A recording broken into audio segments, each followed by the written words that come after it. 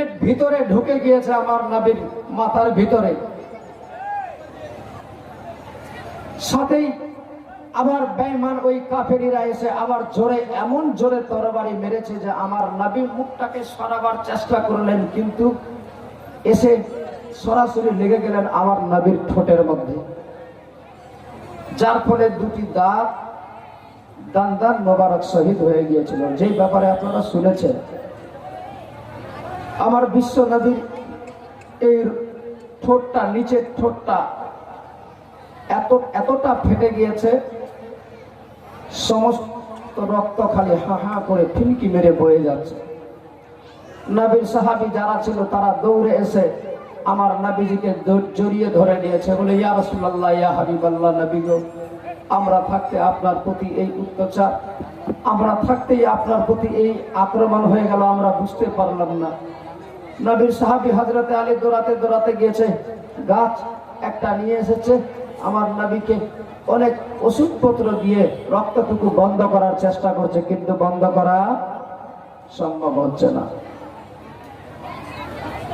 আমার নবী তো জাহানের বাদশাহ সমস্ত সাহাবীদেরকে বলতে লাগলেন, ও আবু বকর, ও আলী, ও উমর, শোনো, আজকে আমার যা অবস্থা হয়েছে তোমরা সব নিজ চোখ দ্বারা দেখতে পাচ্ছ। বেরাদার বাবা ভাই, নবী আমার বলতে লাগলেন, ও আমার সাহাবারা, শোনো, আমার অবস্থা যা হয়েছে তোমরা দেখতে পাচ্ছ। আমার কপাল ফেটে গিয়েছে, মাথা ফেটে, হেলমেটটা ফেটে আমার মাথার ভিতরে হেলমেট ঢুকে গিয়েছে, মনে হচ্ছে আমার মাথাটার মগজের মধ্যে ঢুকে পড়েছে। নবী আমার মাথাটাকে মজবুত করে ধরে নিয়েছে, চেপে মাথার মধ্যে এত বেদনা শুরু হয়েছে, আমার নবী মাথার ব্যথাতে আর সহ্য করতে পারে না। রক্ত ফিনকি মেরে, ঠোঁট কাটার সাথে সাথে রক্ত ফিনকি মেরে বয়ে যাচ্ছে। নবীর সমস্ত সাহাবীরা আমার নবীর সামনে দাঁড়িয়ে আছে, টস টস করে সবার চোখ দিয়ে পানি বয়ে যাচ্ছে। নবীজি আমার বলতে লাগলেন, ও আমার সাহাবীরা রে, আমি তোমাদেরকে নিষেধ করেছিলাম যে ওই পাহাড়ের আড়াল থেকে যেখানে তোমাদেরকে থাকতে বলেছিলাম সেই জায়গাতে তোমরা কেউ সরবে না, যতক্ষণ পর্যন্ত তোমাদের নবী না বলেছে তোমরা সেই জায়গা থেকে কেউ সরে যাবে না। দেখলে একটু মিষ্টি করার কারণে আজকে কি অবস্থা দাঁড়িয়ে গেল আমাদের। সেই সাহাবীরা আমার নবীর সামনে হাত জোড় করে বলতে লাগলেন, ইয়া রাসূলুল্লাহ, ইয়া হাবিবাল্লাহ, নবী গো, আমরা বুঝতে পারিনি যে এই ধরনের দুর্ঘটনা ঘটে যাবে। ইয়া রাসূলুল্লাহ, নবী গো, দয়া করে আমাদের ক্ষমা করে দেন, আমাদের জন্য আপনার এই কষ্ট পেতে হচ্ছে, আমাদের জন্য আজকে আপনার এই জ্বালা যন্ত্রণা সহ্য করতে হচ্ছে। আমার নবী খোদার দরবারে হাত তুলে বলেন, ও মায়েরা, মন দিয়ে শুনুন মা, যেই নবীর মাহফিলে আজ আমরা জান্নাতি বাগানে বসে আছি বাবা ভাই, আমার নবী সেই মুহূর্তেও, যেই মুহূর্তে আমার নবীর কলেজা ফেটে যাচ্ছে বিয়োগ বেদনাতে, আমার নবীর কপালের মধ্যে আঘাত হয়েছে, নবীর দাঁত ভেঙে গিয়েছে, দান শহীদ হয়েছে, ওট ফেটে গিয়েছে, ওটটা ফেটে ওটটা ফেটে ফুলে মোটা হয়ে গিয়েছে, তবু আমার নবীর মুখ দিয়ে কোনো কথা বের হয় না। সে সময় আমার নবী তো জাহানের বাদশাহ খোদার দরবারে হাত তুলে বলে, মাবুদ, আজকে এই উহুদের প্রান্তরে আমার সাহাবীদেরকে আঘাত পেতে হলো, আজকে আমাকেও এই কাফেরীরা আঘাত করে দিল। মাওলা, তোমার বিশ্ব নবীকে এমন জোরে আঘাত করেছে, মাথা ফেটে গেছে, রক্তাক্ত হয়ে বেরিয়ে যাচ্ছে। ইয়া আল্লাহ গো, আমার আজকে দেখো না, দাঁত ভেঙে গেল, ঠোঁটটা পর্যন্ত ফেটে গিয়েছে, মোটা হয়ে ফুলে গেছে। আল্লাহ, এর বাদৌলতে আমি তোমার কাছে কিচ্ছু চাই না। রব্বুল আলামিন, আমার উম্মতিরা পৃথিবীতে থাকবে, জানি না খোদা তাদের জীবনে কত হবে গোনা যার কোনো নাই ঠিকানা। মাবুদ গো, তোমার বিশ্ব নবী দোয়া করে এই যা কিছু যতই তা আমার জ্বালা যন্ত্রণা হয়েছে, এ বাদ দৌলতে আমার উম্মত উম্মতীদের জীবনের গুনাহ করে দিও ক্ষমা। সুবহানাল্লাহ। জোরে বলা যাবে না? সুবহানাল্লাহ। যত জোরে বলবেন সওয়াব বেশি পাবেন। নবী আমার বলছেন, ওগো আল্লাহ, আমার আঘাত হয়েছে তাতে কোনো পরোয়া নাই, আমার উম্মত উম্মতীদের জীবনের গুনাহ মাপ চাই। আমার আল্লাহ বলে, ওগো হাবিব, আপনারে আঘাত হয়েছে, নিজের কথা ভুলে গেলে আজকে নিজের কথা ভুলে গিয়ে নিজের উম্মতের কথা ভাবে। আজ আমরা সেই মুসলমান নবীর উম্মত উম্মতি আজকে সেই জান্নাতি বাগানে বসে আছি। বাবা ভাই, আমার নবীর মুখ দিয়ে রক্ত থামে না, ঠোঁট দিয়ে রক্ত ফিনকি মেরে বয়ে যাচ্ছে, কপাল দিয়ে রক্ত আমার নবীর বয়ে যাচ্ছে। সমস্ত সাহাবীরা দাঁড়িয়ে আছে, আপ্রাণ চেষ্টা করে আমার নবীর সাহাবীরা গো রক্ত থামাবে বলে, কিন্তু আমার নবীর মাথা থেকে রক্ত থামে না। কারণ এত আঘাত হয়েছে, আমার নবী আর জ্বালা যন্ত্রণাও সহ্য করতে পারে না। সে সময় আমার নবীর বেটি মা ফাতেমার কাছে খবর পৌঁছে গিয়েছে, সব জায়গাতে এলান হচ্ছে বিশ্ব নবীকে বিদায় করে দিয়েছে, নবীকে দুনিয়া থেকে বিদায় করে দিল, নবী নাই পৃথিবীতে বেঁচে। এই কথা শুনতে গিয়ে আমার নবীর বেটি মা ফাতেমা খাতুনে জান্নাত যেমনি শুনেছে, শোনার সাথে সাথে বাড়িতে বসেছিল আমার নবীর বেটি সমস্ত কিছু সব ভুলে গিয়ে আমার নবীর জন্য উহুদের প্রান্তরে দৌড়াতে লেগেছে। বলুন সুবহানাল্লাহ। সুবহানাল্লাহ। আমার নবীর সাহাবীরা দেখতে পাচ্ছেন আমার নবীর বেটি মা ফাতেমা খাতুনে জান্নাত আসছে। সমস্ত সাহাবীরা একদিকে হয়ে গেলেন, সাহাবীরা একটু দূরে সরে গেল। আমার নবীর বেটি আসছে বলে সব একটু দূরে থাকলেন। এমনকি আমার নবীর সাহাবী হযরতে আলী পর্যন্ত দূরে চলে গিয়েছে। আমার নবীর কাছে বিশ্ব নবীর বেটি মা ফাতেমা খাতুনে জান্নাত সঙ্গে সঙ্গে দৌড়াতে দৌড়াতে আব্বার কাছে গিয়েছে। আমার বিশ্ব নবীকে বুকের মধ্যে জড়িয়ে দিয়ে আমার নবীজিকে বুকের মধ্যে জড়িয়ে নিয়ে বলছে, আব্বা গো, এমনি করে আপনারে কে আঘাত করেছে? নবীজি আমার বুকের মধ্যে নিয়ে বলছে, ওগো মা, আজকে আমি এসেছিলাম মা এই উহুদের প্রান্তরে, আমার সাহাবীদেরকে বলেছিলাম এই জায়গাতে তোমরা সরবে না, এখান থেকে এক পাকেও যাবে না। তারা একটু ভুল বুঝার কারণে, তারা একটু সরে যাওয়ার কারণে আজকে আমাদের পরাজয় হয়ে গিয়েছে। তোমার আব্বারে এত জোরে মাথার উপরে আঘাত করেছে, তোমার আব্বার হেলমেটটা ফেটে, মাথা ফেটে মগজের মধ্যে এই লোহার হেলমেট পর্যন্ত ঢুকে গিয়েছে। তোমার আব্বার দেখো কি অবস্থা করেছে, ঠোঁটটা ফেটে গেছে, ওরটা এমন মোটা হয়ে ফুলে গিয়েছে। আমার নবীর বেটি মা ফাতেমা বলতে লাগলেন, আব্বা গো, আব্বা, আপনি তাদের জন্য একবার খোদার দরবারে বদদুয়া করেন। আমার নবী বলতে লাগলেন, ও ফাতেমা, তাদের জন্য বদদুয়া করা লাগবে না, কারণ তাদের জন্য বদদুয়া করা শোভা পাবে না। আমার আল্লাহ আমাকে বদদুয়া করার জন্য পাঠায়নি, সমস্ত মানুষের জন্য আমাকে আমার আল্লাহ রহমত বানিয়ে পৃথিবীতে পাঠিয়েছে। সুবহানাল্লাহ। ফাতেমা, বদদুয়া করো না মা। নবীজি বুকের মধ্যে নিয়ে বলছে, মা তুমি কেঁদো না, আমার কষ্ট যা হচ্ছে বুঝতে পারছি, তবে মা আমি আর সহ্য করতে পারছি না মা। নবীর বেটি মা ফাতেমার সঙ্গে সঙ্গে খেজুরের ডালগুলোকে নিয়ে পাতাকে পুড়িয়ে বা ইখতিলাফ নানা ধরনের আরো গাছ ছিল সেসবকে পুড়িয়ে ছাই করে আমার বিশ্ব নবীর কপালের ফাটা জায়গাতে যেখানে ফুটে গিয়েছে সেখানে দেওয়ার সাথে সাথে খোদার হুকুমে রক্ত বন্ধ হয়ে গিয়েছে। বলুন সুবহানাল্লাহ। সুবহানাল্লাহ। আমার নবীর বেটি মা ফাতেমা সেই ফাতেমা দিয়েছে, কপালের মধ্যে বসিয়েছে যেই ফাতেমার হাতে জান্নাতিনী, যেই ফাতেমা হচ্ছে সমস্ত জান্নাতিনী নারীদের সরদারিনী। আমি আপনাদেরকে বলেছি 1,24,000 কম বেশ পয়গম্বর নবীগণ যত এসেছেন পৃথিবীতে, তারাও জান্নাত যেতে পাবে না, সেই নবীর স্ত্রীরাও ততক্ষণ পর্যন্ত জান্নাত যেতে পাবে না যতক্ষণ পর্যন্ত আমার নবীর বেটি জান্নাতের তালা না খুলেছে। এই নবীর বেটির হাত দ্বারা আমার নবীর কপালের মধ্যে যেমনি বসেছে রক্ত সঙ্গে সঙ্গে বন্ধ হয়ে গিয়েছে। আমার নবীর বেটি বলছেন, আব্বা এই ঠোঁটটা কত ফুলে গিয়েছে, মোটা হয়ে গিয়েছে, এত জোরে আঘাত করেছে আমার নবীরে।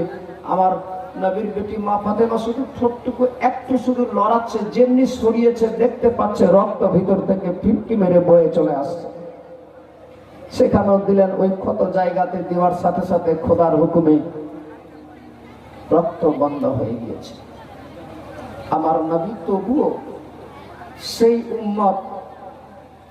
উম্মতির জন্যই কেঁদেছে যে আজ আমরা এই নবীর উম্মত হয়ে আছি।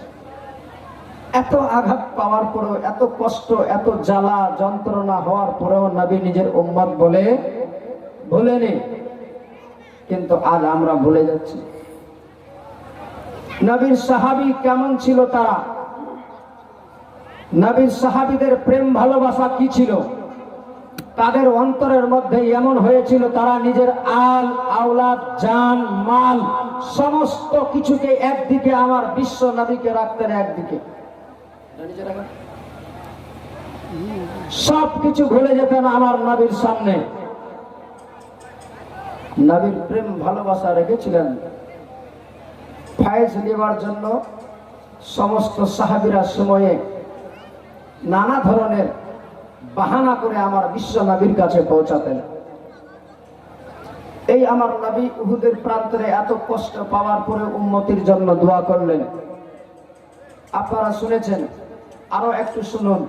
যে নবী আজ আমাদের জন্য কাঁদে, সোনার মদিনাতে বসে এখনো পর্যন্ত রোজাই আমাদের জন্য নিজের উম্মতির জন্য ভাবে। সেই নবীর সাহাবী কেমন ছিলেন, তারা কত দিওয়ানা ছিলেন, যার ব্যাপারে শুনেছেন খন্দকের যুদ্ধে। আপনারা শুনেছেন হয়তো, মনে হয় যে খন্দকের যুদ্ধ হয়েছিল, যে যুদ্ধের ব্যাপারে বলা হয়েছে গর্ত খনন করা, একটা বিশাল করে গর্ত খনন করা হয়েছিল সাহাবীদেরকে নিয়ে, যে তোমরা এটাকে ভালো করে গর্ত খনন করো যেন কোনো কাফেরিরা এসে আমাদেরকে আক্রমণ না করতে পারে। বাবা, কোনো মুখের কথা নয়, সহি হাদিস, নবীর হাদিস, এটা সমস্ত কিছু ভরা আছে হাদিস শরীফের মধ্যে। বুখারীর মধ্যে এই খন্দকের ব্যাপারে বলা হয়েছে যে খন্দকের যুদ্ধে আমার নবী, এতগুলো যুদ্ধ হয়েছে, এতগুলো যুদ্ধের ময়দানে যেতে হয়েছে, আমার নবী কোনো জায়গায় কোদালি ধরেনি, কিন্তু খন্দকের যুদ্ধে আমার নবী স্বয়ং নিজে কোদাল ধরেছে। বলুন সুবহানাল্লাহ। সুবহানাল্লাহ। তাদের খাবার কি ছিল জানেন? আমার বিশ্ব নবী এলান করে দিয়েছিলেন যে সকাল বেলায় তোমাদেরকে 1 গ্লাস পানি দেওয়া হবে আর 1টি করে খেজুর, আর দুপুর বেলায় 1টি করে খেজুর আর 1 গ্লাস পানি, আর সন্ধ্যার টাইমে 1 গ্লাস খেজুর 1 গ্লাস পানি। বলুন সুবহানাল্লাহ। সুবহানাল্লাহ। সুবহানাল্লাহ। আচ্ছা বলুন, যারা কাজ করে কিংবা যারা বসেই থাকে, এই 1 গ্লাস পানিতে একটা খেজুরে পেট ভরবে? জোরে বলেন, ভরবে? শান্তি পাওয়া যাবে? যাবে না। কিন্তু আমার নবী সমস্ত সাহাবীদেরকে খাবার এই দেওয়া ছাড়া কিছু ছিল না। সে সময় আমার নবী সাহাবী সমস্ত সাহাবীদেরকে বলছে, কারণ বাবা যারা জানে, যারা কষ্ট করেছে তারাই জানে, যারা ভ্যান চালায় সেই জানে একমাত্র কি জ্বালা আছে, কি কষ্ট আছে। যে ঘরের মধ্যে ধানের বস্তা কিংবা সিমেন্টের বস্তা নেই, সেই জানে যে কত ব্যথা, কত জ্বালা, কত শক্তি লাগে, কত কষ্ট হয়। চেয়ারে বসে বোঝা যাবে? যাবে না। সেই খন্দকের যুদ্ধে খনন হচ্ছে, গর্তটুকু ঘুরেছে, আমার নবীও সাহাবীদের সঙ্গে সহযোগিতা করছে। বলুন সুবহানাল্লাহ। সুবহানাল্লাহ। সুবহানাল্লাহ। সব সাহাবীরা ঘুরে আমার এই বিশ্ব নবী, যার চরিত্রের ব্যাপারে মহান আল্লাহ গ্যারান্টি দিয়ে বলেছে কোরআনে, যার চরিত্রের গ্যারান্টি দিচ্ছে খোদা তাআলা। আর কিছু পৃথিবীতে আছে কাঠমোল্লা, যারা আমার নবীর শানে, নবীর সম্পর্কে বেয়াদবি করে, তাদের জন্য আমি বলবো যে বিশ্ব নবীর চরিত্র খোদা তাআলা গ্যারান্টি দিয়ে বলেছে, তার ব্যাপারে কেউ যদি কিছু বলে তাকে মুসলমান বলা যাবে না, সে মুসলমানের মধ্যে গণ্য হবে না।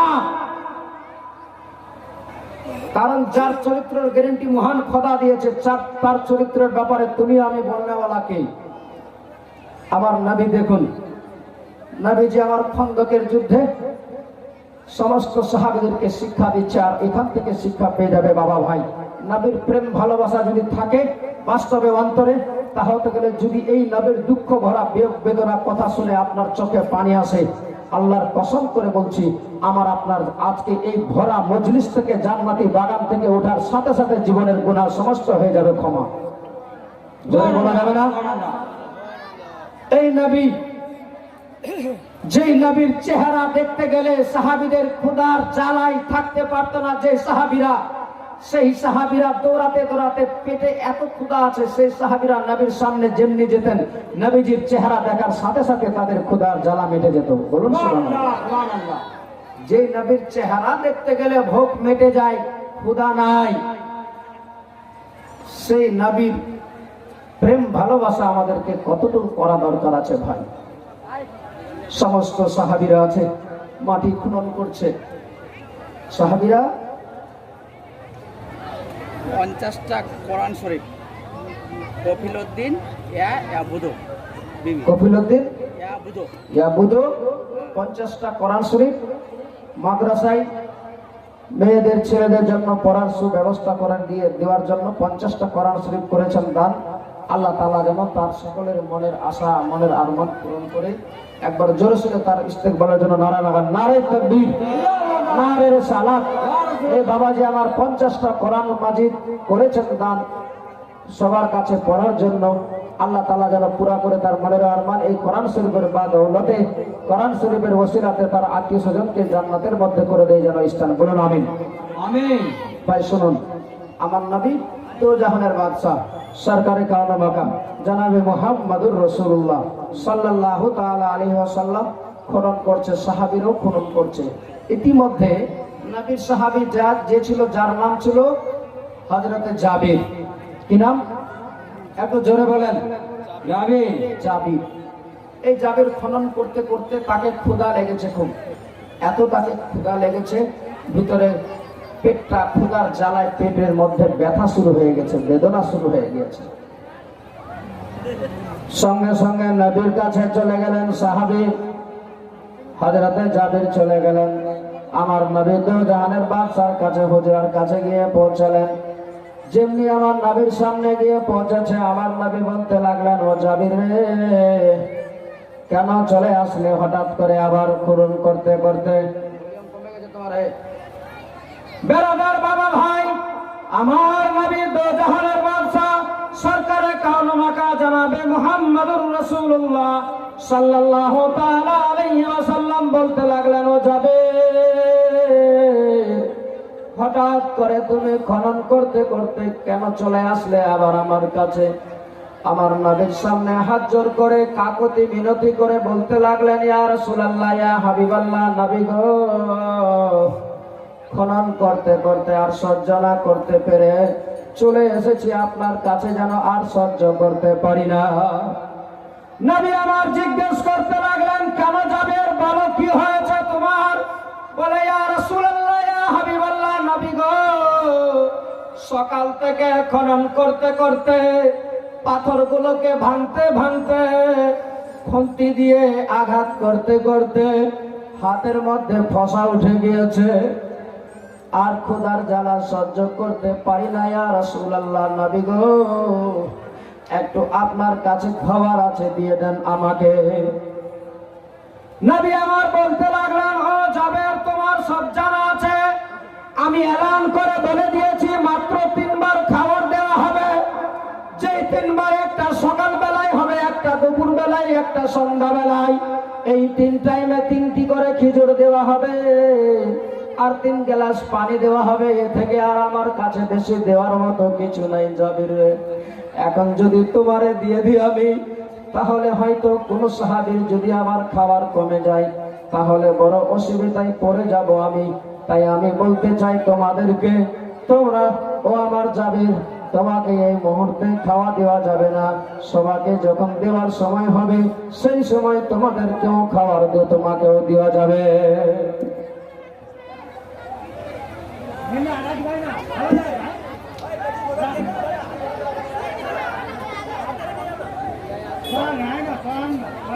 দরুদ শরীফ পড়ুন। আল্লাহুম্মা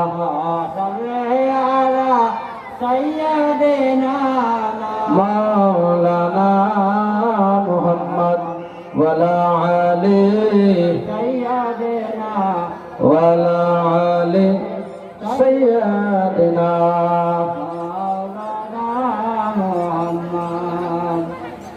ছেড়ে দেন, ওদের যেমনি খুশি হয় অমনে বসবে, যেখানে পারো বসে করা। বলে না শুনলে তো আর কি করা যাবে। আর যদি বলেন তো আসতে বলেন। এদিকে ও হাত দেখাচ্ছে, এদিকে এইভাবে মুড হয় নাকি, বলা যায় এভাবে? ছেড়ে দেন, যাই যেখানে থাকতে দেন, ওরা আসবে না। একদম ডাকা হাত দিয়ে আছে, এতক্ষণ ধরে সকাল সন্ধ্যা থেকে বলে আছি। আচ্ছা তোমরা শুনতে পাচ্ছেন না মা বোন? শুনতে পাচ্ছেন না আপনারা? সুবহানাল্লাহ। 12-13 বছর ধরে এভাবে স্টেজে এত বলেছি মা বোনদেরকে, আজকে যত বলেছি কোনো জায়গায় বলতে দরকার লাগেনি। এত করে হ্যান্ডা হলে হয় নাকি যে সব টিভির ঘরে বসে বসে সব কান ভেদা করে নিয়েছে। হ্যাঁ, সব বসে আছে এখানে, এত রকম বলা যাচ্ছে, তোমরা উঠে এসো। ওসব সামনে জায়গা আছে, সামনে জায়গা আছে, সামনে জায়গা আছে। পিছনে বসতে পারে না, পিছনে সব দাঁড়িয়ে আছে। হাই সর্বনাশ! এখন বুঝবেন আগে মা, কবরে যাবে তবে না বুঝবে। জায়গা, এটা জায়গা মোর থেকে ভালো গে। কবরে যান আগে, তারপরে জায়গা দেখা যাবে কার কোনটা থাকে। হ্যাঁ, ছেড়ে দেন, তা পারা যেখানে থাকবে না হবে রাস্তায় বসবে, কি করা যাবে? ওইদিকে বসার ব্যবস্থা করে দেন ভাই, পিছন দিকে একটু জায়গা যদি পারেন বসার ব্যবস্থা করে দেন। দরুদ শরীফ পড়ুন। আল্লাহুম্মা সাল্লি আলা সাইয়্যিদিনা মুহাম্মাদ ওয়ালা আলি সাইয়্যিদিনা ওয়ালা আলি সাইয়্যিদিনা মাওলানা মুহাম্মদ সাল্লাল্লাহু আলা মুহাম্মাদিন সাল্লাল্লাহু আলা মুহাম্মদ। हरदम ज़ुबान से निकालो पाक नामे मोहम्मद। अल्लाहुम्मा सल्ले अला सय्यिदिना मौलाना मुहम्मद वअला आलि सय्यिदिना मौलाना मुहम्मद सल्लल्लाहु ताला अलैहि वसल्लम। মা বোন, ও মায়েরা, আপনাদের হাত পা ধরে হাত জোর করি, যদি মনে হয় ভালো জায়গায় এসে বসেন, জায়গা খালি রয়ে আছে। আর যদি তারপরে শুনতে না পায়, আমার কথা যদি আপনাদের কানে না যায়, তাহলে আমার আর কিছু বলার নাই। যার যা মনে যায় যেখানে থাকার থাকেন, তবে কোনো সাউন্ড হবে না। আর যদি মনে হয় বসেন সামনে দিকে। তবে আজকের কথাটা আমার মনে থাকবে সারা জীবন। এই চণ্ডীগাছির মহিলা নারী কত বুঝতে ভালো জানে, সেটা আমার মাথায় ভালোভাবে এটা ঢুকে গেল। অসংখ্য ধন্যবাদ জানাই মা বোন আপনাদের।